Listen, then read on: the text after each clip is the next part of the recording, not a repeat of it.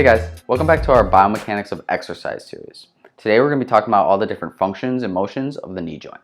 So now that we're familiar with all the different structures that make up the knee joint, let's delve into some of the concepts pertaining to exercise and performance and fitness, and regarding the knee.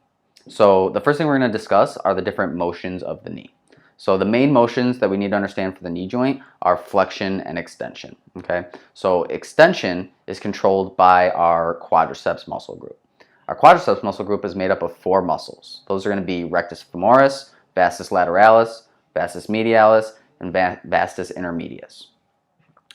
So those are going to be controlling extension of the knee, right? So our knee going from a bent position to a straightened position, okay? And so all those muscles can join down onto a common quadriceps tendon. They're going to attach onto the patella, which then has a tendon running underneath that, attaching to the tibia, right? And when those muscles contract, it pulls on the tibia and straightens the knee. For flexion, that's going to be controlled mainly by our gastrocnemius, or our calf, as well as our hamstrings muscle group. Our hamstrings muscle group consists of biceps femoris, as well as semitendinosus and semimembranosus, all right? So when the calf is contracting along with the hamstrings, that's going to take the knee from a straightened position into a bent position, like that, okay? So those are the 2 main motions of the knee. But we also have a little bit of internal and external rotation of the tibia, right, on the femur.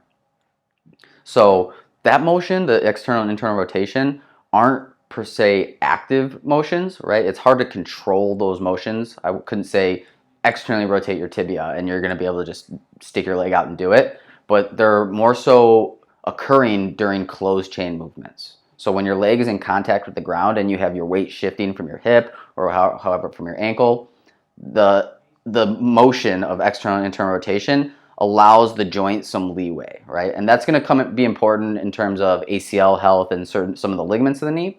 But those motions are technically assisted by the help of some of the hamstrings tendons, right? So for our biceps femoris, that's going to attach on the lateral side of the tibia, and so that's going to help assist with lateral rotation of the tibia.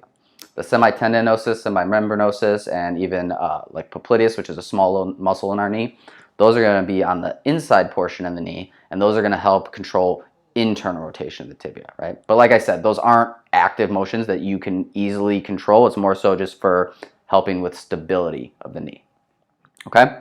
So now that we kind of understand those concepts, let's dive into some of the more performance concepts and talk about that. So one of the important concepts to consider when we're talking about the knee joint, functionally at least, is the fact that it has many biarticular muscular connections, okay? And so what that means is essentially a biarticular muscle is going to be a muscle that crosses 2 joints, okay? So a great example, especially when it pertains to the knee, is the hamstrings, right? So the hamstrings are going to attach on the ischium, and it's going to cross the hip joint, run down the leg, cross the knee joint, and attach on the tibia, right? So it's crossing 2 joints, the hip and the knee, okay?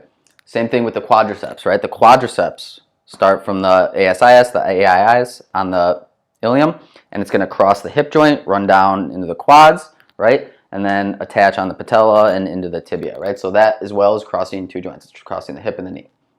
And then in this example, lastly, is going to be the gastroc, right? Or the calf muscle. That's going to start below the ankle, right by the heel, run up the leg, the back of the leg, and attach on the femur, right? And so that's going to cross the ankle and the knee, right? So all these biarticular muscular connections, really the implications for that are going to mean that the knee is greatly affected or subject to the forces of the joints and the muscles surrounding it, okay? So the hip and the ankle are going to influence the forces and the way that the knee moves, okay?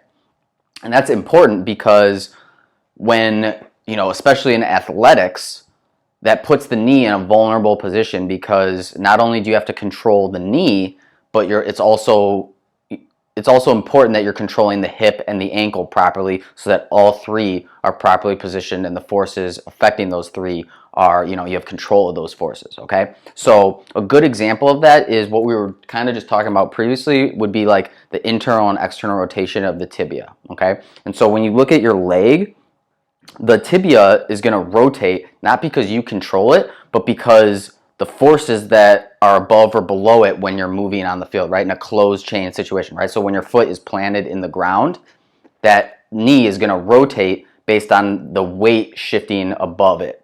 So for the hip, for example, right? If you cut, right, and you're internally rotating your hip, you're actually getting some external rotation of the tibia that wouldn't be taking place unless your foot was in the ground and the hip was internally rotating in that situation, okay? So a good example that we'll show you right here is as my foot is planted in the ground, I'm internally rotating my hip, right? And the knee and the tibia is going to internally rotate a little bit with that, but because the leg is planted in the ground, the tibia is going to remain a little more stationary than the hip is, right? And so as that hip internally rotates, even though it looks like the tibia is internally rotating, relative to the femur, the tibia is actually externally rotating, as you can see right here.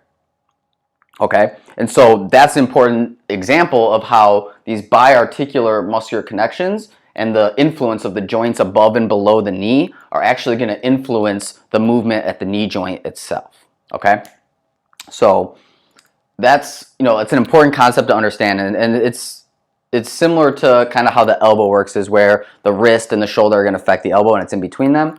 The knee is in a very similar position where it's going to be affected by the joints above and below. Okay.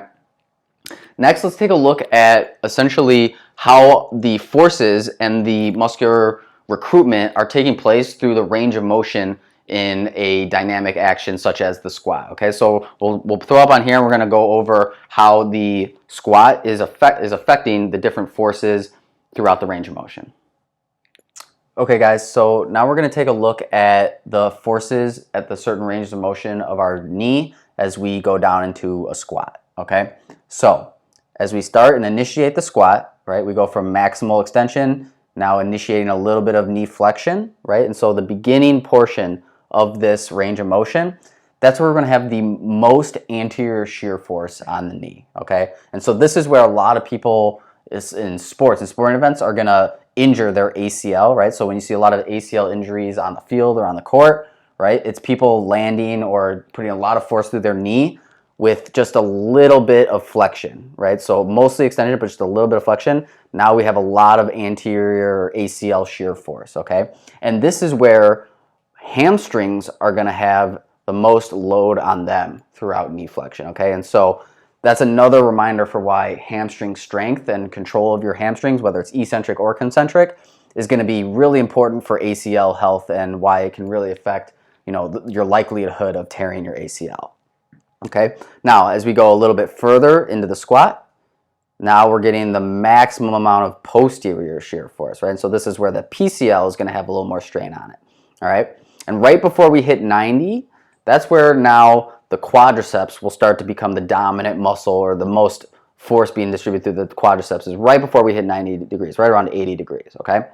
Now, once we get to 90 degrees, that's now where we have the most compressive force on the knees. So as soon as we hit 90 and below, that's where we have the most compressive force on the knees, as well as that's where the glutes now become, for the squat, the most, most force is being distributed through that glute muscle to help basically control the squat either up or down in that range of motion right there, okay? And so as we're moving through, we can see that different portions of the squat or the knee flexion are going to have different distributions of forces in different directions, and even how much compressive force is, right? And it's important to note that just because squatting below 90 degrees that's where the most compressive force is throughout the range of motion, that does not mean that squatting below 90 degrees is bad for your knees. It's just important to know that this is where the most compressive force is, and as long as you are grading the tissues properly, right, that's what's going to help you adapt to that compressive force. So if you don't squat much and then all of a sudden you start squatting heavy loads below 90, yeah, that could have a bad effect on your knees. But if you grade that exposure and train properly, squatting below 90 is just going to expose your knee to that compressive force, and over time the tissues will adapt to that. So when discussing the compressive forces on the knee, it's important to revisit and understand the function of the meniscus for the knee joint, okay? So let's remember that the meniscus is going to help increase the surface area of the joint to distribute load across the knee and decrease the pressure, right? And so then that's exhibited by the equation for pressure, which is pressure is equal to force over area, right? So as area goes up, pressure is going to go down. And so that's beneficial for the meniscus, because as the meniscus is increasing the surface area of the joint, That's going to decrease the amount of pressure being distributed down into the tibia, okay?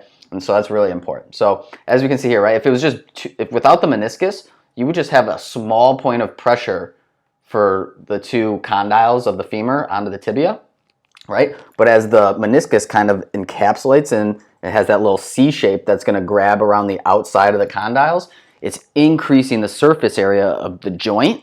And so as that surface area goes up, the pressure goes down, and that's going to be really important for longevity of the knee, right? The less pressure that knee's constantly taking, especially as we run and jump and cut and whatever we're doing, right? The more we can distribute that load, the more long-term health our knee is going to have, okay? So that's really important. So that's going to kind of summarize our function of our knee today, right? So we're going over, all the different types of muscles that are crossing the joint, how the load and the joint angle is going to affect the forces in the squat, and then how the meniscus is going to help distribute load to the knee. So those are some of the important concepts when it comes to our knee joint. So if you guys like the video, go ahead and give us a like, subscribe, comment please, and we'll see you guys in the next one. Thanks.